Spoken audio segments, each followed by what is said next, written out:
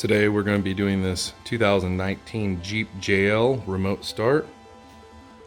They've really changed a lot of these over basically from what they used to look like in the JKs. So pretty much the exterior is completely different. Interior is completely different. So this will be our first JL we've done. Okay, these are the parts that we're going to be using. A CM900 brain with a blade AL. We've already inserted it and we've programmed it for the first step of clone. This is the new harness that we're going to be using, which is the CDP1, which is like a T harness that plugs into the 900 brain, and we'll show you how that works.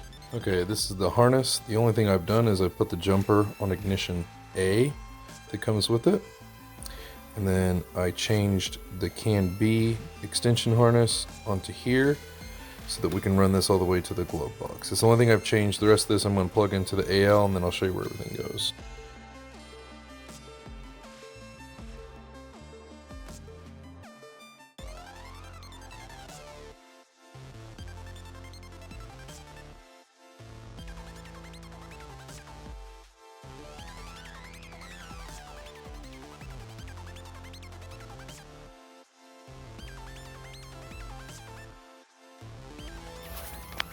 Okay, first things first, we pulled this bottom shroud off, which just comes off like the normal JKs does, just unbolt or unsnaps.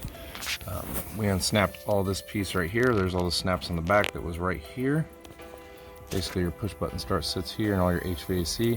So this is gonna give us our push button harness here and our HVAC harness over here. We're gonna need those for the T harness. Also, we're gonna have to go up underneath here to the OBD2 right here. And we're gonna have to plug this OBD2 connector in, and I'll show you how to do that as well. All right, there's also underneath where this OBD2 is, underneath here behind the speaker, that connector right there, is the C12. Basically, it's a 12-pin connector. We're gonna need that as well. So that is directly behind the speaker, underneath the dash. So we ran this harness up into here and T-harnessed it into the push button start. So that's ran up and T-harnessed in and then plugged in to the back side of here. Then if you look down here, we did the same thing with the OBD2. It's T-harnessed into here, and then we're gonna put this back up into the bottom part here. So that's mainly the T-harness part of this. Okay, we've pulled this harness down. It is the pink with the green wire right here. I went ahead and tapped this. We want it to be 100% plug and play. I don't want to solder anything. I don't want to change any of the wires. I don't want to mess up any of the factory, anything. I want it to be 100% plug and play so it can come on and come off. So that is what the wire looks like. And then we're going to go ahead and connect this green wire into that. That's for the ignition.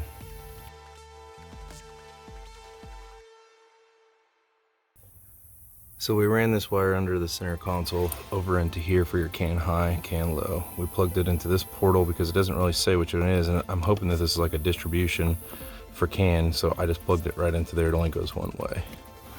These are the remotes that we're going to add to this Jeep, the Nustart 1 buttons. We're going to add those onto the CM900 brain.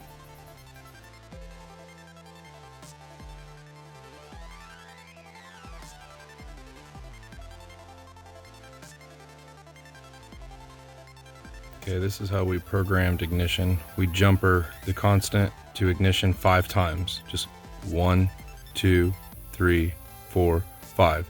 Brain will click. That's how I do it. It usually is the easiest way to be able to make it work. And we've already programmed these Nustart remotes. Well, we've got the unit all zip tied up. All the wires coming from the other side over to here. I'm gonna go ahead and probably mount this probably up in here. That way it's secure back here. But trying to make it look all nice and neat and factory. And we are all completed. All right, there's it all mounted up. I got it all underneath there. Got the other harness up underneath there. That way it's all secure and it's not banging around. I actually have it zip tied to this harness, to these harnesses, and to this board. That way it doesn't, you don't hear it banging and clanging around when the Jeep's going over hills and things. Okay, so now we've got it all ready to go. We've got the remotes programmed, the vehicles programmed to the actual 900. Hold this down for 3 seconds. Vehicle should remote start for us.